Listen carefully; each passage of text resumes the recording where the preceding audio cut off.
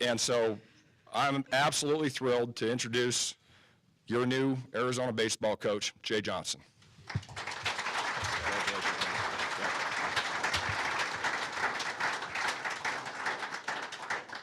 Bear down. Let's do it. Wow, this is quite a scene here. And the first thing I want to say is today's an interesting day in our sport. It's a Major League Baseball draft, and it has a large impact on programs across the United States, and it will have a major impact on Arizona baseball as long as I'm the coach here, because we're going to be going after the very best student athletes in the country. And my first message is to the guys that Coach Lopez just signed. It's a talented group of players that have tremendous upside, they have tremendous potential, and they have a big important decision in their life coming up the next couple days. And fellas, if you were in this room right now and you saw the support that you have, the environment that you have, you're coming to Arizona. You're not bypassing this. All of them have enough ability where being a pro baseball player is inevitable for them in their life. But this is a once-in-a-lifetime opportunity. And looking at this right now, I don't think you see this type of environment until you probably get to Yankee Stadium. And so this is very special. A couple things that I just wanted to say before I get into it really is, Greg referenced this being my dream job. I would take it a step further. This is the greatest day in my life, and I just want you all to know that, of how excited I am to be here, how passionate I am to be here, and really the word that comes to mind is humbled. And when you look at the past coaches here, Coach Sanset, Coach Kendall, Coach Stitt, and Coach Lopez, I have a unique connection to all of them, which none of them know about. The very first baseball video I ever watched was from Jerry Kendall. And I went out as like an 11-year-old and had a really good Little League season. So right after that, I bought Coach Stitt's hitting video. And once I realized I was not going to be a major league player, I knew I wanted to coach.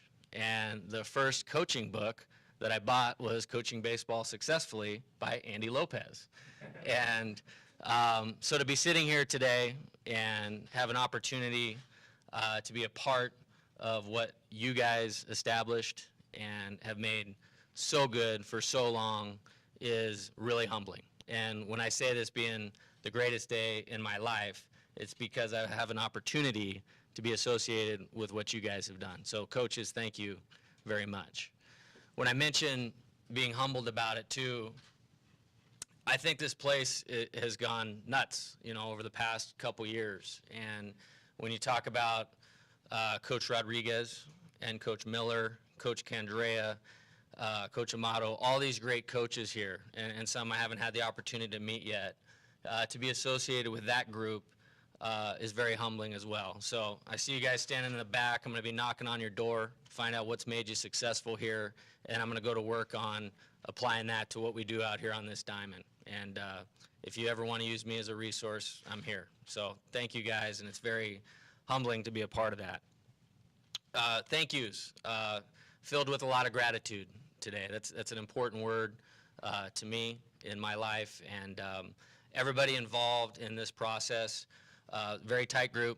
I'd like to thank President Hart. I haven't had the opportunity to meet her, but Greg had mentioned she had given her blessing on this.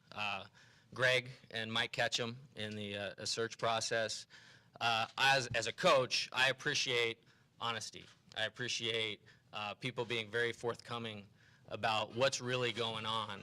And I was treated with a lot of respect, with that honesty, with all of those types of things throughout the process. So, Greg, I appreciate that, the way you handled it.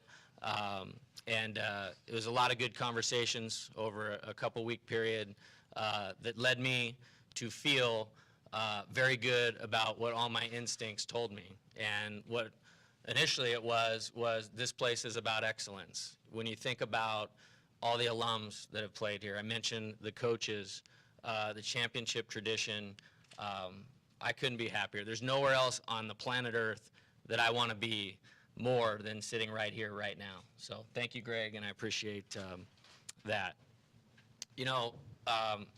Talking about gratitude, and having an opportunity to sit here in front of you today, that doesn't happen in your life over one day. It happens over a long period of time, and I've been very blessed to be around a lot of good coaches, and the first one's my dad. Growing up in the house of a high school football coach, at 9 years old, I'm watching game film and being around that dynamic and watching how you treat people, your integrity, work ethic, all of those qualities. I got an early start on this thing, and I feel very blessed about that. Scott Sarver at Point Loma, who was my college coach, really took a chance on me. Right after I finished my playing career, he said, "You're going out to third base, you're running the offense, you're doing all of the recruiting, and that's an unbelievable training ground for a young coach to have that type of leeway, that type of responsibility, and to learn and to set me up." And somebody asked me, "Hey, do you think you're ready for this?" And the answer is, I don't know, and I think the other coaches would tell you, you don't know if you're totally ready, but I feel very prepared. And getting an early start in my coaching career really helped me with that. So, Coach Sarver, thank you. Rich Hill from the University of San Diego, again, took a chance on me, bringing me over as a Division I assistant, from an NAIA school, and really showed me about culture. He showed me about team building. He showed me about teaching, how players learn. Really, it's not about what you know, but how you get it across to your players in a meaningful way that will serve them well on and off the field. And it was 8 very, very formative years in my life, and we did some really good things together. I'm very proud to be associated with those 3 coaches that I just mentioned. Nevada was a very special opportunity over 2 years. I'd like to thank President Mark Johnson from Nevada. Total class act. Anytime you get the president of the university sitting behind home plate and high-fiving you after games, it's a great feeling. And he was first class. Our athletic director, Doug Newth, really gave us everything that we needed to be as successful as quickly as we possibly could. And again, I want to thank Doug for taking a chance on me, and Keith Hackett, who allowed me that opportunity at Nevada. First and foremost, I'd like to thank all my former players. It is really, I've been blessed, whether it was at Point Loma, at San Diego, or at the University of Nevada.